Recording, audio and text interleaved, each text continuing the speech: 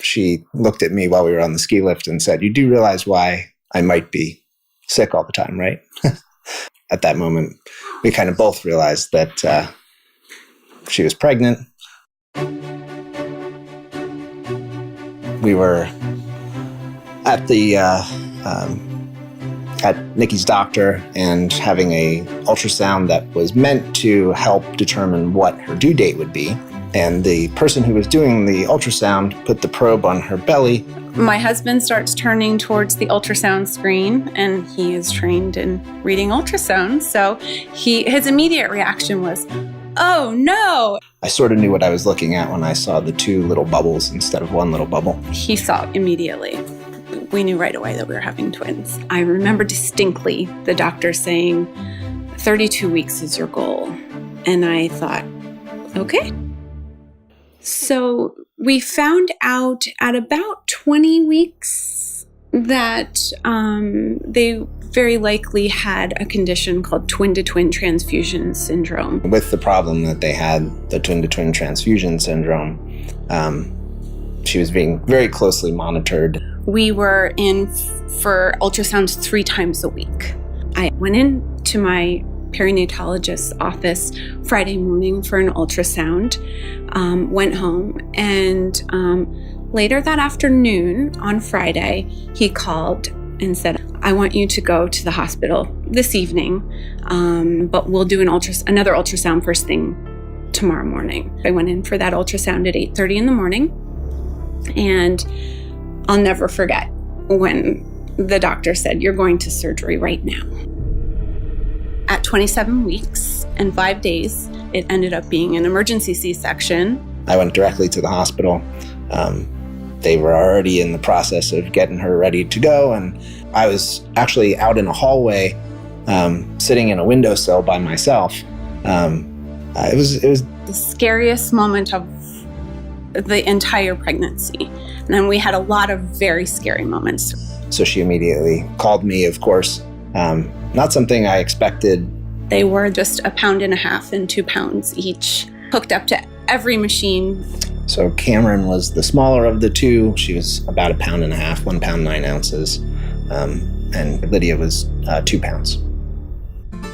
They wanted me to stay put, but I persisted. And sure enough, I did get to be wheeled in to see the babies. And it was a very, very overwhelming. Lots of tubes, lots of wires, lots of machines. Definitely a bit overwhelming. While they were in the incubator, we were able to reach in and touch them. Basically, you would just put one arm into the incubator and just kind of lay your hand across a part of their body. Holding the babies for the first time was one of the most emotional points in our NICU time. Cameron was 3 days old when we finally got to hold her for the first time.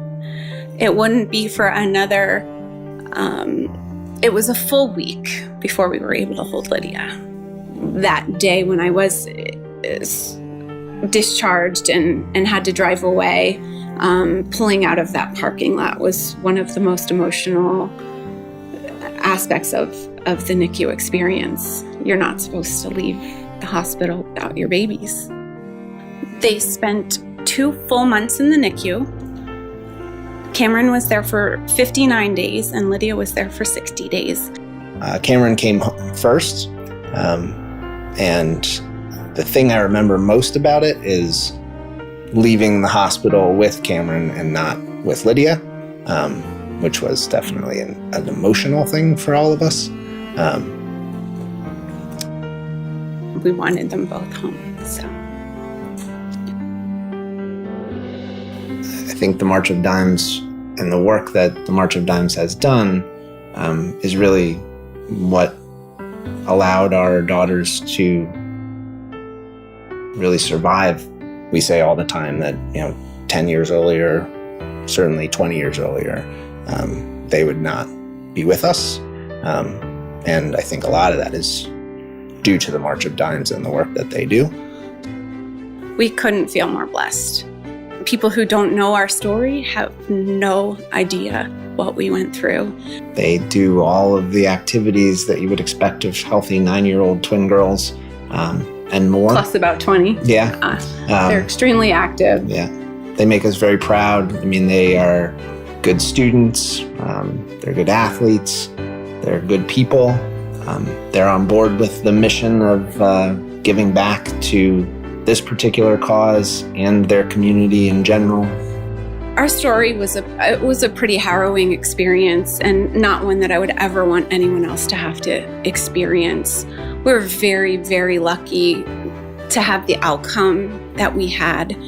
Not everyone is as lucky as we are, and if we can help in any way we possibly can to prevent premature birth, we will do what it takes. Thank you, March of Dimes.